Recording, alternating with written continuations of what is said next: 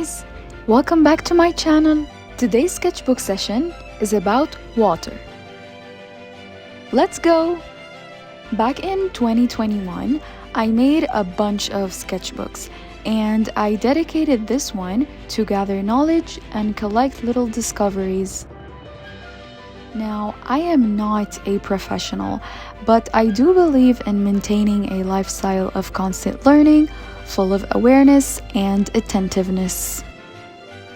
The first thing that always pops up when we're attentive in life is water.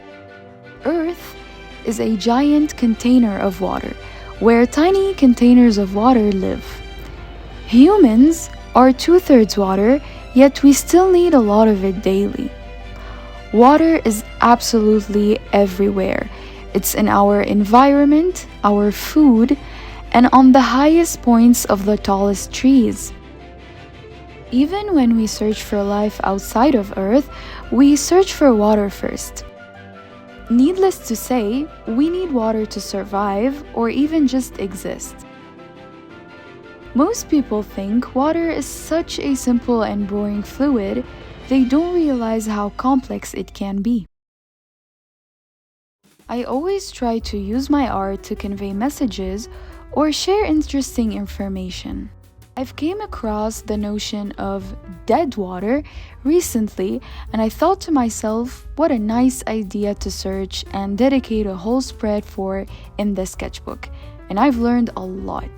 I will be linking all the documentaries and websites that helped me with my research in the description below, so you guys can check them out.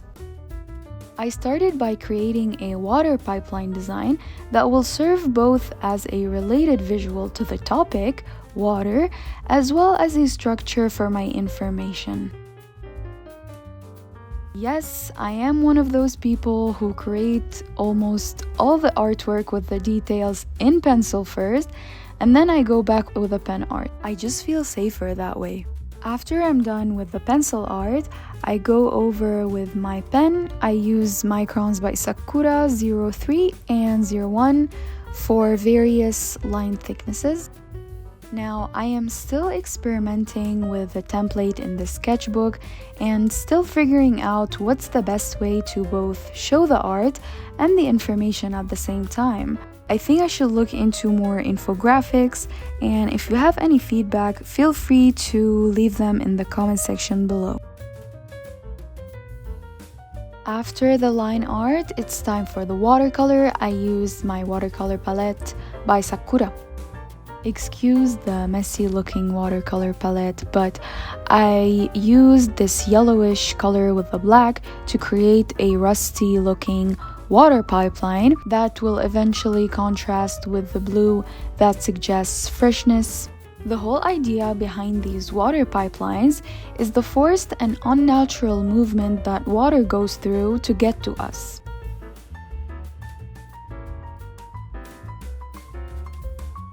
Finally, to finish off the spread, I added this little spread mark that says spread 4. Let me take you through the water pipelines along with the story of the dead water. So, water is composed of 1 oxygen and 2 hydrogen molecules, which form hexagonal structures.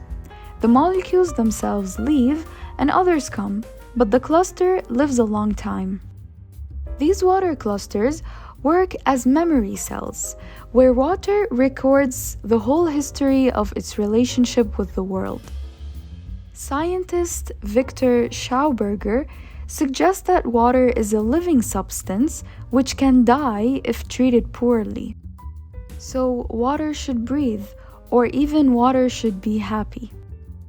I've came across this very interesting water researcher called Masaru Emoto, sorry if I'm saying the name wrong, who's been creating water crystals in his lab.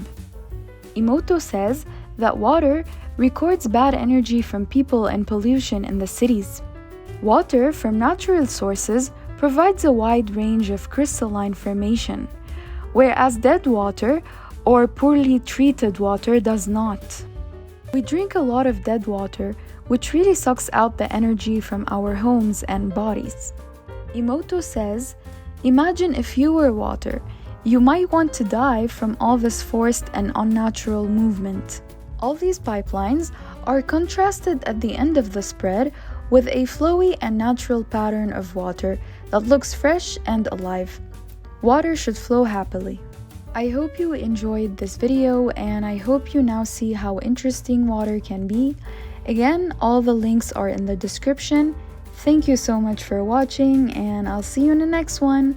Bye!